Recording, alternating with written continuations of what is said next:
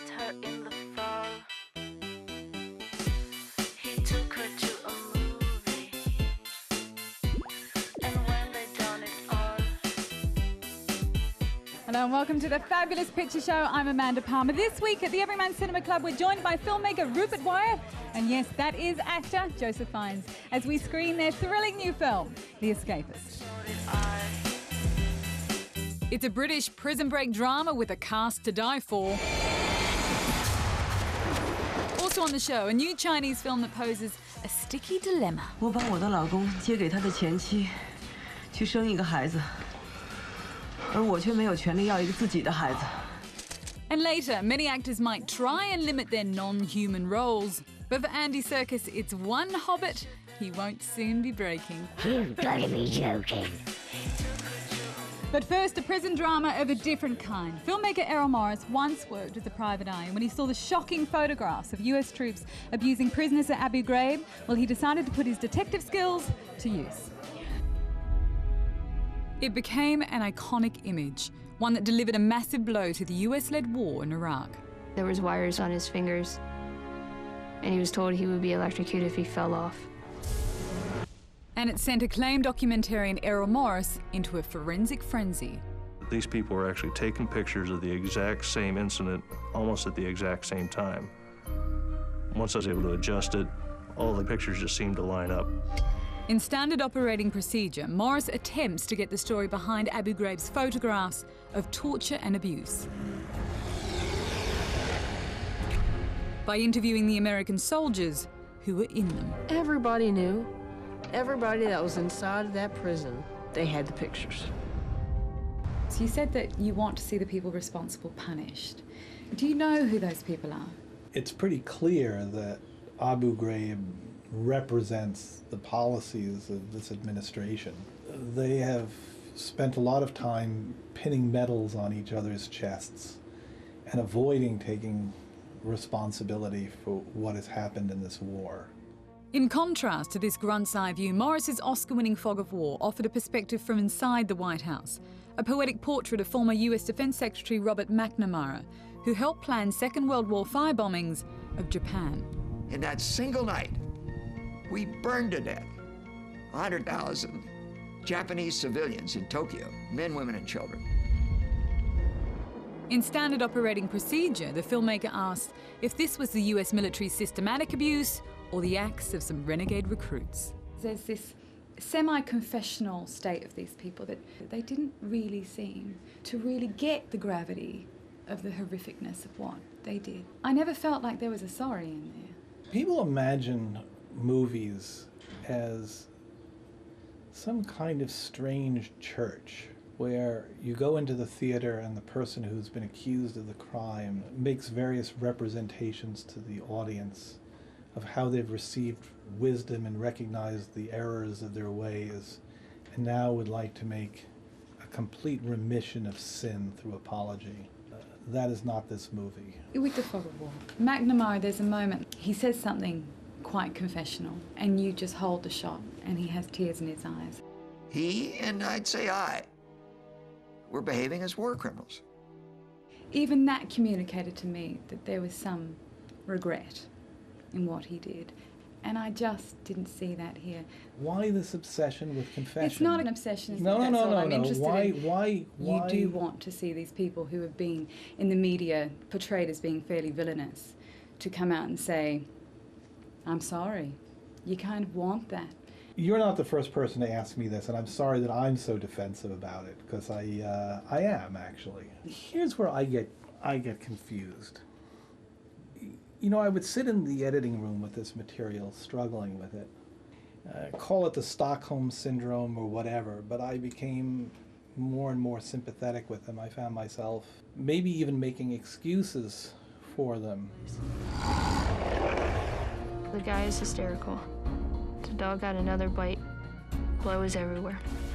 One of our medics came, and he taught me how to give stitches.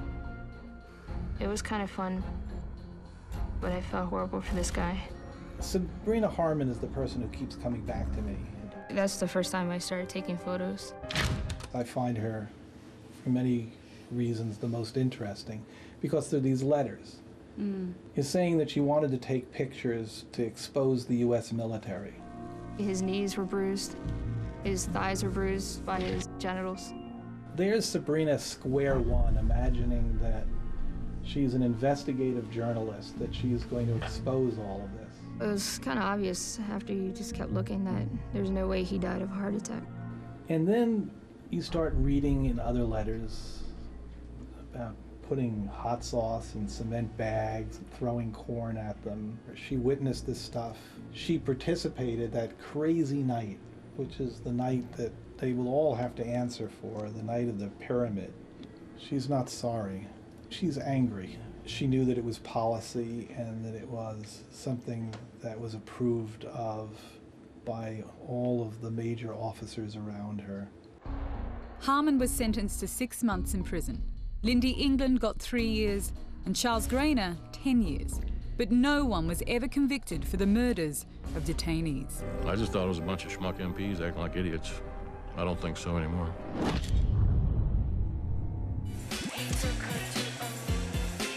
Since the 1980s, Chinese cinema has offered up 1 or 2 incredibly beautiful epics every year.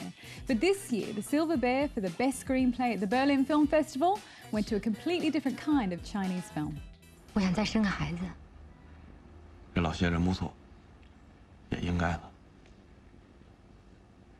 不是跟他，是跟你。 In Love We Trust, directed by Weng Xiaoshai, follows the dilemma of a divorced couple whose child is dying of leukemia. 太离谱了！你想，如果和和有一个亲生的姊妹，我们就可以用她的脐带血去救和和。现在怀上9个月之后，和和就有救了。 Deep inside my heart, I want to make this film. I want to express my question and my idea about the middle-aged people. 我把我的老公接给他的前妻，去生一个孩子，而我却没有权利要一个自己的孩子。 可我们这个电影就是表现的是 Our movie represents the people around us. They are real people. 我演的这一个人， The character I play, you actually see her in Beijing everywhere you look. 我的造型啊。 The way my character dresses, her family, her career, and her turmoil with life, you find everywhere. I think this is important for the international audience to understand contemporary Beijing. Honest portrayals of the hardships of daily life, like in Weng's award-winning Beijing Bicycle, are a common motif for China's so-called 6th generation of filmmakers who came of age in the past decade. The 6th generation tends to produce raw, documentary-style films. 骗你弄啥了？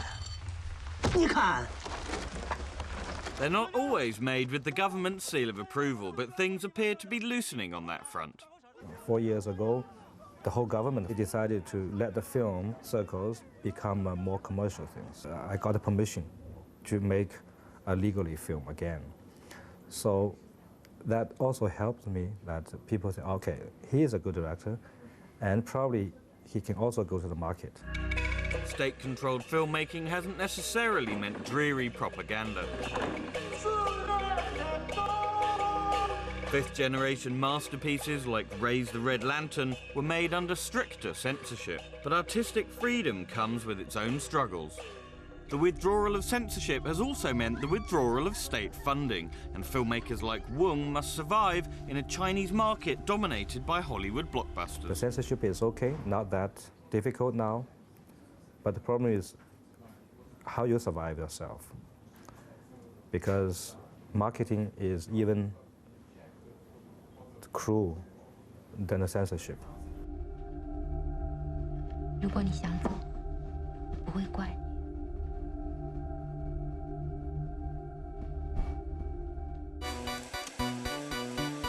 In part 2, we're screening The Escapist. I have the filmmaker and I've got Joseph Fiennes here, who stars in the ensemble cast. Thank you for coming. You really needed a very strong cast for this film, didn't you? Yes, definitely. I mean, it's an ensemble piece, so it's great to have a leading man in every role, which is essentially what we've got. We try to subvert the genre, do something different. You get to play Lenny. Gosh, you're scary. Lenny's got anger management issues for sure. Colourful character, as are all the characters. And I can't believe that this is your first feature film, but we'll talk more about that in part 2. He met her in